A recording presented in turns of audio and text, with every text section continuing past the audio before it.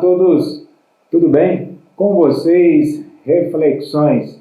Diferente das demais reflexões que eu estava realizando nesses últimos meses, é agora uma reflexão, conteúdo voltado para vestibular.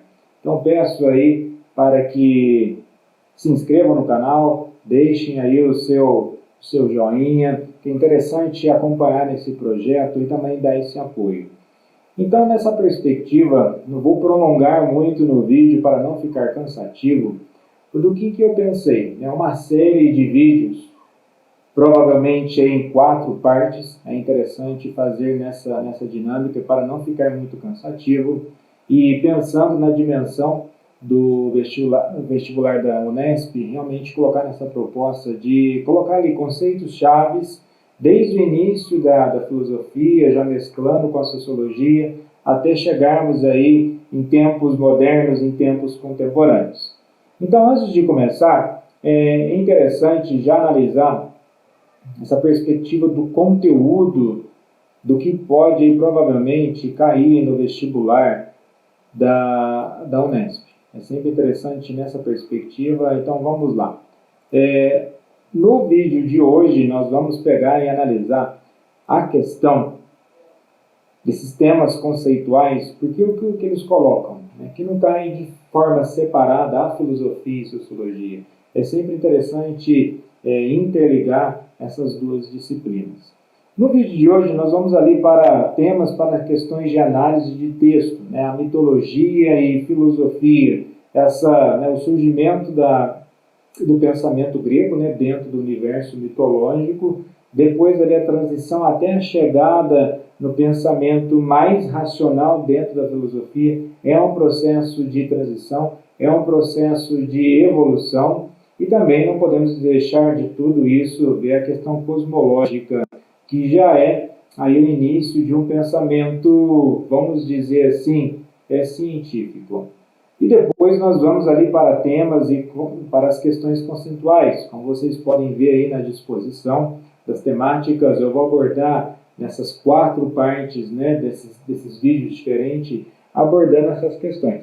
Então, o que é interessante para iniciar lá na questão da filosofia ou da própria mitologia como um todo, é realmente analisar qual que é os conceitos chaves dentro de uma análise de um texto, dentro dessa perspectiva. Então, quando nós vamos lá na questão da filosofia, do surgimento, como vocês podem ver aí, a própria imagem no fundo é uma imagem do mito da caverna, ou alegoria da caverna, contida na República, o livro, a obra-chave aí do pensamento platônico. Embora relacionada à questão da filosofia política, o livro ele tem muito a ver com a questão da epistemologia, a questão do conhecimento. Os gregos eles tinham essa dimensão. Então, se nós vamos ali na própria dinâmica, que vai fazer parte do nosso próximo vídeo, a dinâmica da filosofia clássica, os 3 grandes ali, Sócrates, Platão e Aristóteles, tendo em vista que eles têm uma linha sucessiva de conhecimento, da explanação sobre o conhecimento, todos eles relacionam a questão do conhecimento com a questão da política, mas a política nessa questão da vivência do mundo. E o mito da caverna não é diferente disso. Então, analisando nessa questão do mito, analisando o que quer dizer a palavra mitos, do grego mitos, palavra proferida, discurso, narrativa, ou seja, mas a tradução inicial do grego ele entra como discurso, um discurso proferido, colocado. E o verbo miteomai, que significa dizer, conversar, cantar, narrar, anunciar, ou seja, designar, vejam bem pela palavra que é nomear. É interessante, nomeando as coisas, nós vamos ver essa questão dos nomes, na questão dos universais, lá no período medieval, é interessante nomear as coisas. A questão dos nomes é que muitas vezes nós vamos nomear as coisas e há uma precisão daquilo que nós nomeamos, essa busca pelo conceito. Então vamos dizer que a filosofia é essa busca pelo conceito. E no decorrer da história, o mitos passou a designar o lendário e irreal. Então, nesse sentido, né, eles vão dizer que a palavra mito, ela vai se opor com a palavra logos, que é um pensamento mais racionalizado, um pensamento mais aprofundado. Você fala, então o logos ele também tem uma dimensão dentro do pensamento aristotélico, né, da formação integral do ser humano. Ou seja, a formação integral do ser humano ela só se dá quando o ser humano consegue realmente utilizar da sua razão de uma forma equilibrada, sem preconceitos. E nesse sentido, quando que surge, né, toda essa questão do mito? Analisando aí, é interessante essas duas dimensões da palavra do mito, ele entra no universo, né, da cosmogonia, né, a cosmogonia grega e depois a teogonia. O que é a teogonia? A origem dos deuses, e a cosmogonia é a narrativa de como surgiu o mundo. Principalmente ali, essa cosmogonia, ela é narrada por Homero, onde ele vai dizer ali que no princípio havia um caos, né, uma força tão potente que teve uma explosão, e dessa explosão surge Eros e Gaia ou Geia, né, que nós vamos traduzir para Gaia. E essas três divindades nasceram. E nessa narrativa, podemos dizer ali, ou recorrendo ao vocábulo de Nietzsche, que ele vai dizer que o mito ele não é necessariamente uma mentira, como algumas pessoas apontam como apenas um discurso mentiroso. Não é uma mentira. O mito ele é um conhecimento pré-científico. Em que razão que coloco isso? Né? O discurso é dizer que algo é mentira, de certo modo é saber uma verdade e adotar um discurso contradizendo aquilo que você sabe. Então, de certo modo, na análise dos gregos, ao proferir o discurso utilizando essas narrativas simbólicas, que podemos aí até fazer um paralelo com os arquétipos de Jung, analisando depois em outro vídeo de uma forma mais profunda sobre isso, é uma análise da própria psique, da própria alma do ser humano, da relação do ser humano com o ambiente que ele se relaciona. Podemos até dizer que mito tem aí um paralelo com a questão da palavra ideologia. Se nós pegarmos, né, quando surge o termo ideologia de Destutt de Tracy, lá na França, iluminista, quando ele vai dizer o que é o termo, né? A ideologia é a relação do indivíduo com o ambiente no qual ele vive. Né? Ideos quer dizer forma, a forma na qual você concebe as coisas. Ideologia é o estudo da concepção daquelas coisas, do ambiente onde você está. Né? Essa é uma concepção da ideologia. Claro que depois, em outros momentos, ela vai ganhar aí uma conotação mais pejorativa no aspecto crítico.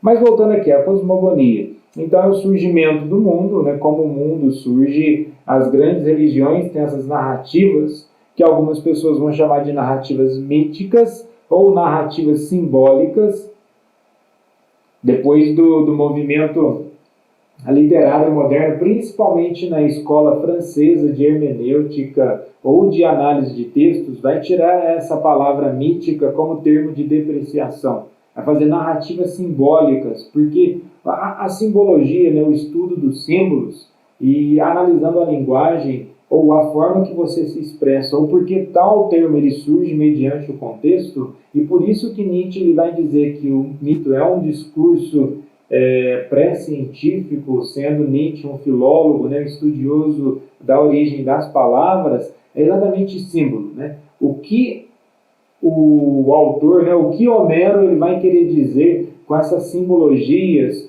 com esses arquétipos invocados dentro da narrativa dele. Então, isso seria a cosmogonia, né? A origem do mundo a partir da análise do surgimento dessas forças naturais. Se nós formos pegar em paralelo, nós podemos dizer aí, né, o caos é uma força de um poder tão destrutivo que dele surge o poder, um poder que causa a ordem, que seria o eros, né? Então, a palavra erotismo é uma questão de ordem. Mas nesse contexto, se nós pegarmos aí, os gregos eles não estavam tão errados, né? Caos ele tem uma explosão tremenda.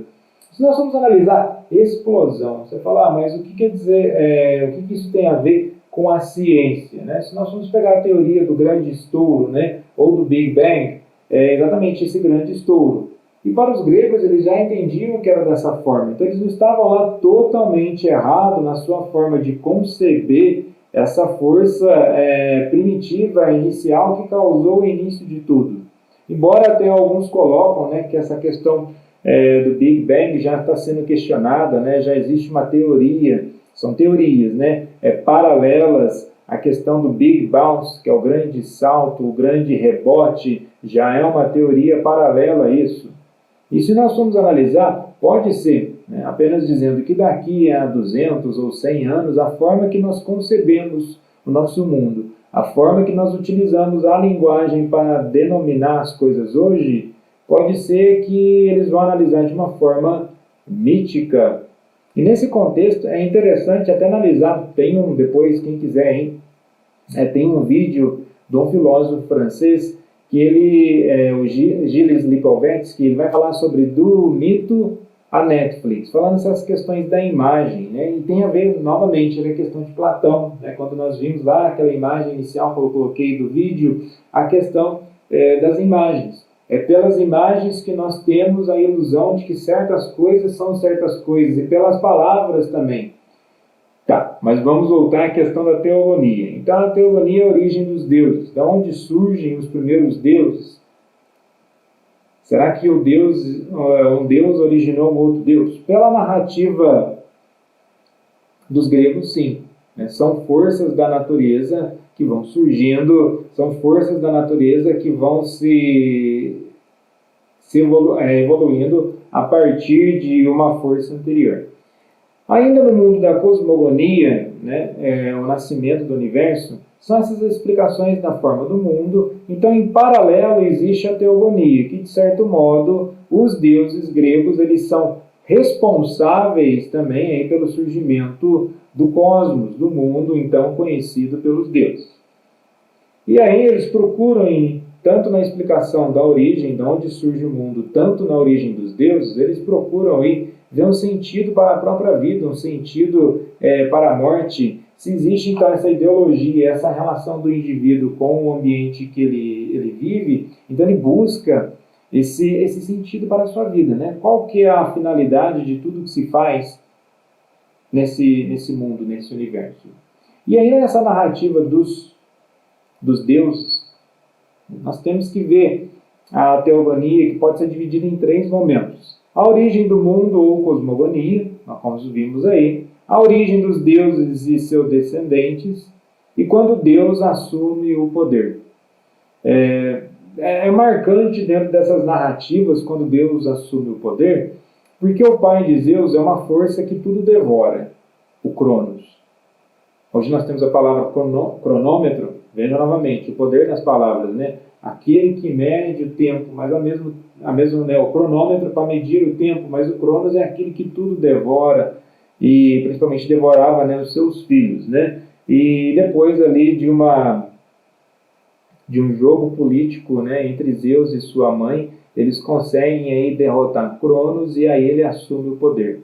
E essa transição se nós vamos analisar para algumas pinturas ou narrativas de como era a figura de Cronos, ou até mesmo as figuras primitivas dessa narrativa, eram figuras ainda meio monstruosas, que tinham as afeições, as características não eram tão humanizadas. Então, quando surge Zeus, até pelo momento histórico na Grécia, né, as idades de transição, a idade de ouro, a idade de bronze, né, esse desenvolvimento na Grécia, o próprio desenvolvimento das técnicas, das ferramentas agrícolas, ou seja, já é uma movimentação cognitiva do ser humano perante uma forma de analisar o mundo de uma forma diferente.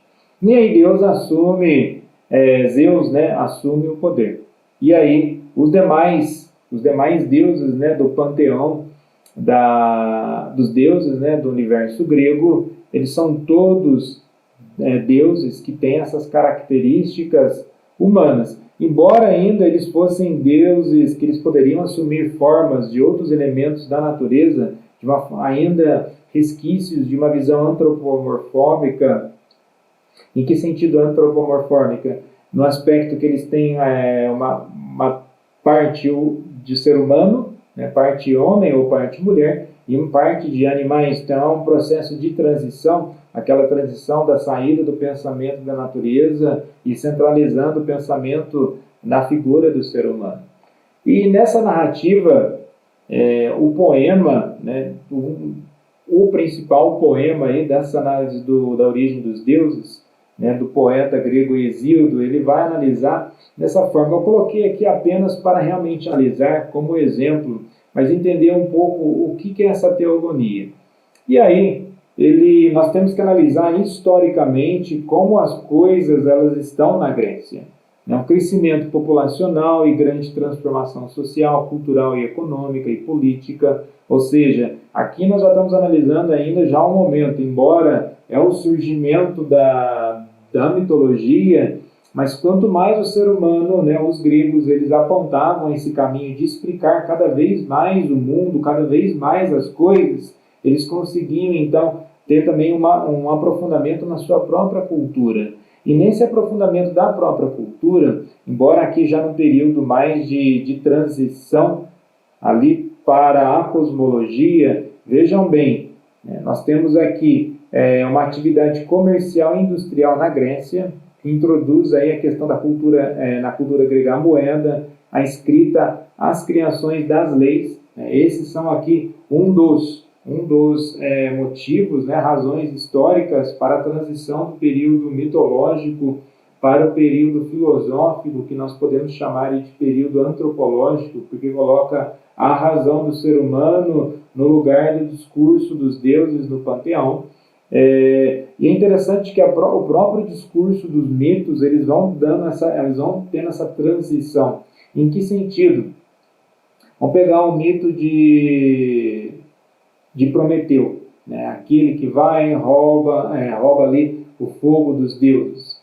O fogo vai simbolizar, né, essa razão humana. Ele vai lá, rouba o fogo, ele volta para a humanidade, entrega esse fogo, e o que acontece com ele? Né? Zeus vem e pune ele. Paralelo a isso, né, há narrativas também que vai dizer que, de certo modo, esse homem foi e busca essa sabedoria, trouxe a sabedoria sagrada, de certo modo ele profanou o templo dos deuses, ele volta para a sua aldeia e ele é massacrado, ele é morto, porque as pessoas que sempre acreditavam naquele padrão, né, de crença, acreditaram que ele cometeu ali um grande sacrilégio e por causa disso mataram ele, porque eles não aceitavam esse tipo de coisa. Ou seja, esse processo de transição, paralelamente nós pegarmos aí o próprio mito da caverna, o mito de Platão, dá na mesma perspectiva. Aquele que sai da caverna, ele enxerga o mundo, ele vai para o mundo da luz, enxergando as verdadeiras coisas, já não está mais preso às sombras, à ignorância, e quando ele volta para dar a boa notícia, aqueles que ficaram na caverna, que estavam acorrentados, ele então mata, eles trucidam com ele, né, matam ele, devido a esse fato de eles não quererem saber da verdade. Imagine uma vida inteira vivendo na ignorância, você não vai aceitar que aquilo que você acreditou a vida inteira é de fato uma mentira. Tá. Depois, nesse processo, a escrita da criação de leis, nós temos aí Drácon, né, uma figura política, né, o primeiro legislador que introduziu as leis escritas na Grécia, ou seja, as leis agora não são mais as leis dos deuses, os deuses não mandam na realidade, quem manda na realidade é o próprio ser humano, na figura, novamente, a figura central do ser humano, né, percebam esse paralelo novamente, a figura de Zeus é aquele que rege todo o panteão, mas agora o ser humano ele começa a ter mais autonomia, e o processo de autonomia é exatamente nessa perspectiva de racionalização, que depois nós vamos ver lá em Kant, da questão da autonomia maior e menor, nessa busca de esclarecimento sobre a própria realidade e os fatos. Tá, nesse processo há aí também, né, juntamente com Drácon, né, o primeiro legislador, surge Solon, que vai reformar a legislação, ou seja, o ser humano ele começa a dar dinâmica ao mundo, e por isso que o discurso político grego, eles vão entender que é o que permaneceu até hoje, que o discurso político, né, da polis tem um poder, é uma ferramenta de transformação da realidade, por isso que os discursos, tanto de Sócrates, de Platão e de Aristóteles, eles vão enfatizar muito essa questão do poder da palavra dentro do discurso da cidade, e todo o discurso feito dentro da cidade é um discurso político. Seguindo,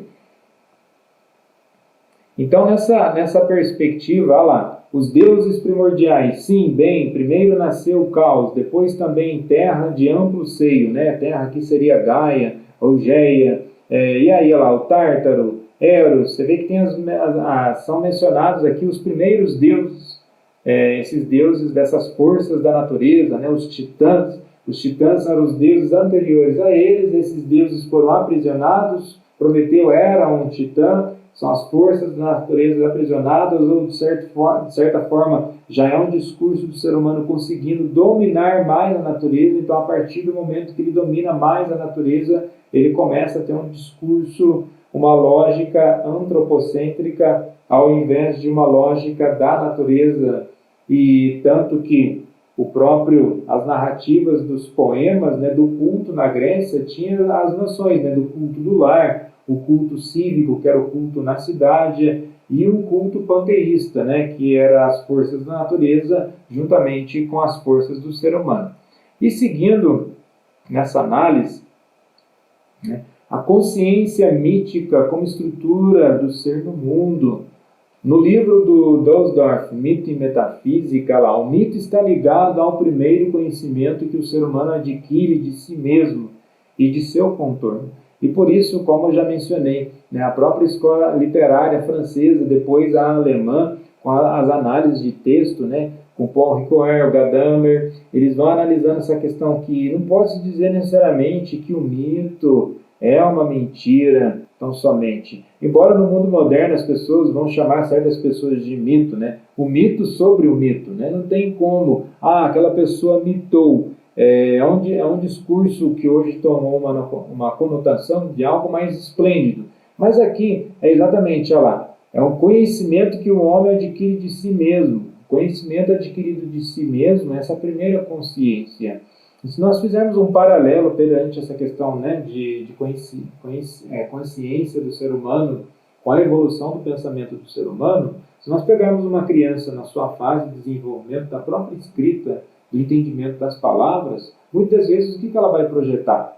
Quando nós pegamos lá a psicogênese na escrita, né, de Emília Ferreira, quando Emília Ferreira ela vai dizer sobre a questão da linguagem, ela faz análise de como que a criança entende uma palavra, ali existe uma questão mítica, porque ela está desenvolvendo, né, a sua consciência, codificando a sua forma de pensar perante o mundo que ela vive. Então, o mundo ele pode ser privado aí de um sentido preciso, mas é uma consciência que surge, é uma forma do ser humano conseguir se manifestar perante o mundo que ele existe.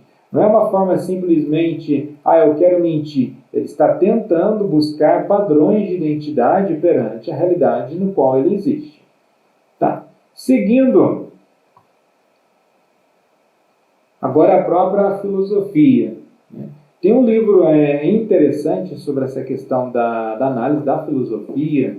É um livro chamado Fundamentos de Filosofia, do Gilberto Cotrim e da Mirna Fernandes. E aqui traz, assim como tem o livro da própria filosofia da Marilena Chauí, onde ela vai analisar a origem do termo filosofia. Olha lá. Conforme a tradição histórica, a criação da palavra filosofia é atribuída ao grego Pitágoras, 490 a.C. Certa vez, perguntado pelo príncipe Leonte sobre a natureza da sua sabedoria, Pitágoras disse: sou apenas um filósofo. O termo filósofo, sofos, sábio, é aquele que busca o conhecimento.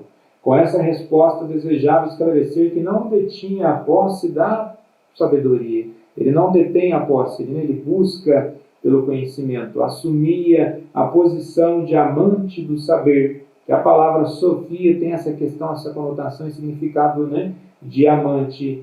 Alguém que procura a sabedoria, que busca a verdade. E com o decorrer do tempo, entretanto, a palavra filosofia foi perdendo o significado original. Na própria Grécia Antiga passou a designar não apenas o amor à procura da sabedoria, mas um tipo especial de sabedoria, aquela que nasce do uso metódico da razão, que nós vamos analisar no próximo vídeo, a questão, né, da filosofia clássica, dos três grandes. Aí nós vamos começar a analisar em Sócrates.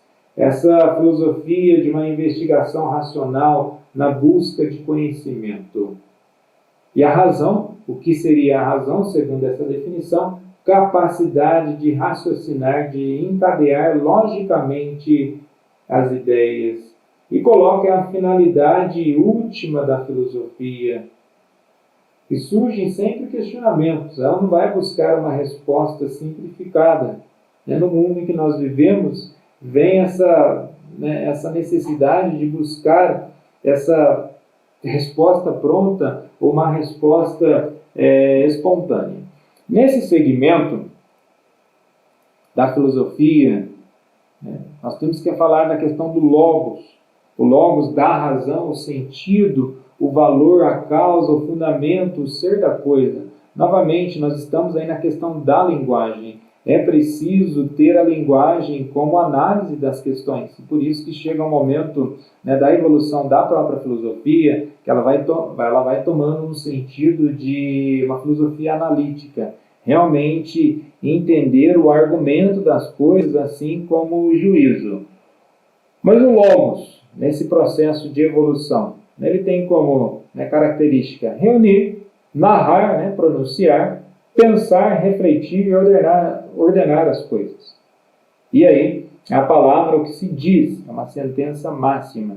Então, o ser humano está adquirindo mais volume sobre a construção do seu pensamento. E nesse processo, é um processo natural, não que ele vai seguindo uma ordem certa, mas é uma sucessão da própria evolução do ser humano. Nós já temos que entrar na área da questão da cosmologia. Cosmologia é essa busca pela origem, evolução e estrutura do universo.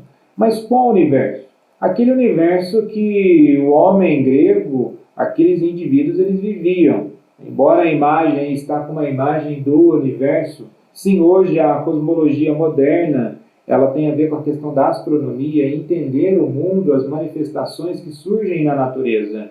E é exatamente isso que, nesse período, saindo ali dos poetas, do início do discurso, agora o discurso ele toma uma outra dimensão, que nós vamos chamar aí de filosofia pré-socrática.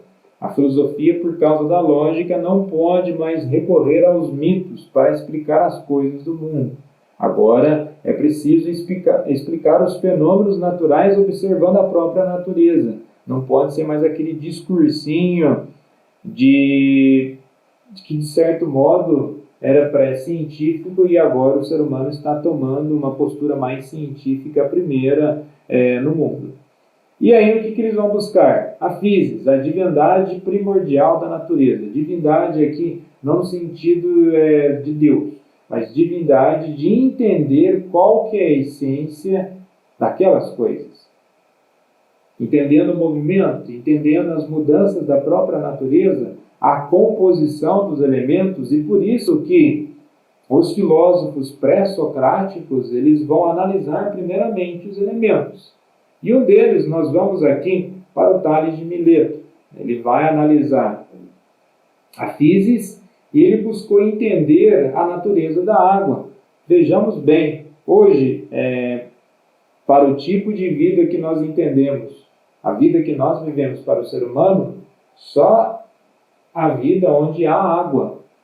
Então ele não tinha, ele tinha sentido no que ele estava dizendo. Ele não estava mentindo. Agora, a forma que ele vai buscar a explicação de onde origina-se essa água, ele ainda vai recorrer a uma linguagem ainda mitológica. Não que ele queria dizer que ele acreditava naquilo, mas exatamente que ele estava buscando uma explicação mais lógica para dizer onde surge essa água, provavelmente analisando, vejamos bem, onde que é a Grécia, a quantidade de água que cercam aquelas ilhas. Então ele estava buscando uma explicação mais fundamentada para esse raciocínio dele. Olha lá, ele estuda as mudanças do estado da água, as suas diversas aparências e conclui que nada altera a sua essência. Portanto, a água para Tales é a arque, a origem da vida, que tudo existe é composto de água. E ele tem lá a sua razão. Depois, nós vamos ali para Anaximandro. Anaximandro, ele não analisa um elemento da natureza em si, ele vai usar o termo aí, apeiron. É uma matéria base de todas as outras coisas. Não ainda no pensamento de Demócrito, que faz parte, né, que é o que descobre ali os átomos. Imagine descobrir os átomos em uma época que não se tinha microscópio, né? Mas exatamente a grandeza de análise desses sujeitos, né, desses pensadores.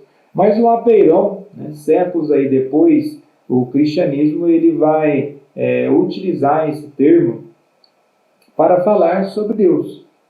Aquela matéria que é infinita, aquela matéria que delineia, que determina, que limita todas as coisas, mas o Apeiron em si não tem limite.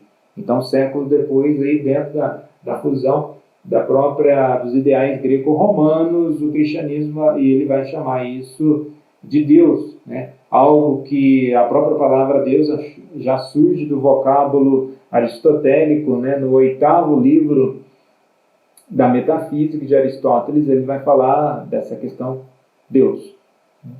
A ideia é que tudo faz que as outras coisas sejam, mas essa coisa em si ela não tem origem alguma, já é algo, e depois essa ideia, isso surge no cristianismo primitivo e depois no período medieval com o grande Tomás de Aquino. Mas vejam bem lá, o Apeiron, o ilimitado é eterno, o ilimitado é imortal, é indissolúvel, ou seja, já que eles não conseguiam explicar a origem dessas coisas, então essas coisas elas precisam não ter fim. Vamos dizer que no mundo de hoje o ser humano continua assim, já que não conseguimos entender, ou a ciência não consegue entender os limites do universo, vai dizendo que o universo está sempre em expansão, né? Vamos absolutizar o discurso, né? Sempre. E por isso que Nietzsche entra nas lições das palavras, né? Absolutizar o discurso não quer dizer que o discurso em si ele seja verdadeiro. Aí, seguindo, depois do Anaximandro, nós temos o Parmênides de Eleia, que é a questão, vamos até dizer que Parmênides é um dos primeiros existencialistas, assim como Heráclito, que nós vamos ver em seguida, ele vai falar sobre a questão do ser. O que tem essa questão do ser? Ontologia, o estudo do ser. Ele vai dizer que o ser ele é imóvel, o que movimenta são as nossas falsas sensações sobre o ser. Então dizer, olha, eu sou feliz, eu estou feliz, é assumir para que todo momento você é aquilo, mas o ser em si, ele não modifica. E depois Aristóteles vai entrar nessa questão do ser, analisando aquela questão das causas, né? A questão do acidente, da contingência, da alteração da própria matéria. O que muda? É a matéria externa ou é a essência dela? Tendo em vista que substância, o que quer dizer a palavra substância? Substare, aquilo que está no subsolo ou aquilo que não se vê. E aí ele vai dizer, não se confie no que vê. E aí ele elabora esse pensamento já meio que existencialista da fenomenologia e até mesmo um tanto pouco cético, dizendo que a essência das coisas não muda, ou mesmo se mudasse, nós não teríamos plena noção de que estão mudando. Então, elas não mudam, mas ele vai buscar aí uma verdade. E diferente de Parmênides, temos Heráclito, que vai dizer que as coisas mudam sim. Para Heráclito, tudo muda o tempo todo e a natureza, a arquia do universo é a mudança. A única coisa permanente na vida é a mudança. Então estamos aí em um fluxo contínuo, que ele vai chamar de pantarrei, aquilo que está sempre mudando. E aí temos a frase famosa de Heráclito, né? Ninguém entra no mesmo rio duas vezes.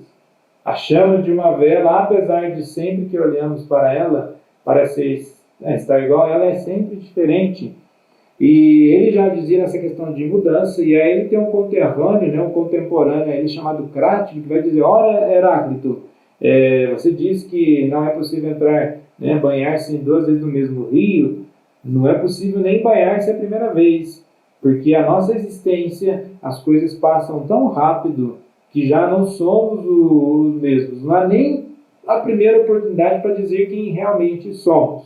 Então tem essa questão do Heráclito. E aí, nessa perspectiva de mudança, vocês vão percebendo, né, agora são pinceladas, né, sobre esses pensadores, chegando na parte final, né, onde vai dizer também que a questão do fogo, né, ele vai destruir as substâncias, criando novos ciclos, né, surge em paralelo, né, o mito da fênix, aquele que ressurge das cinzas, e é assim a vida, nós vamos surgindo de novos ciclos, né, a vida é feita de ciclos. E aí, o que é essa diferença, né, para fechar aqui, do mito ao pensamento racional? Olha lá, o mito narra as coisas como era no passado longínquo e fabuloso, enquanto a filosofia busca uma produção mais racional sobre essas coisas. Essa é a dimensão, né, a diferença da filosofia e do mito. Olha lá, o mito volta-se para o antes de. A filosofia, ela não só para o antes de, mas o porquê que o antes de é enquanto é, o porquê que surgiu o antes de e a consequência disso.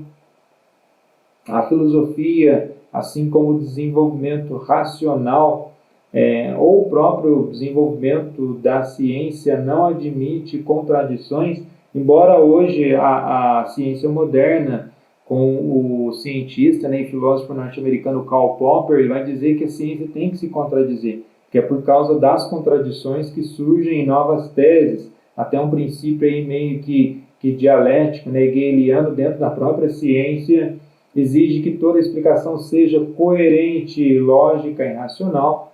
A autoridade da explicação não está no filósofo, mas na razão. Não é o filósofo que detém todo o poder do conhecimento, e sim a razão, né, a forma no qual ele explica. Então tem todo esse processo, né? A autoridade é na explicação racional, pautado dentro de uma lógica. Nós vamos ver a lógica em Aristóteles, com premissas verdadeiras, sem ser premissas falaciosas, né? Premissas que muitas vezes os sofistas utilizavam. Então esse é o processo. No próximo vídeo, né, de semana que vem, nós vamos então aí analisar essas questões, né, dos 3 grandes aí da filosofia clássica. Nós vamos pegar ali Sócrates, Platão e Aristóteles, já fazendo uma transição para o período helênico e dando esses saltos históricos aí para que possamos então entrar e pegar palavras-chave tanto da filosofia moderna, da filosofia contemporânea. Agradeço imensamente pela atenção e até o próximo vídeo. Paz e bem.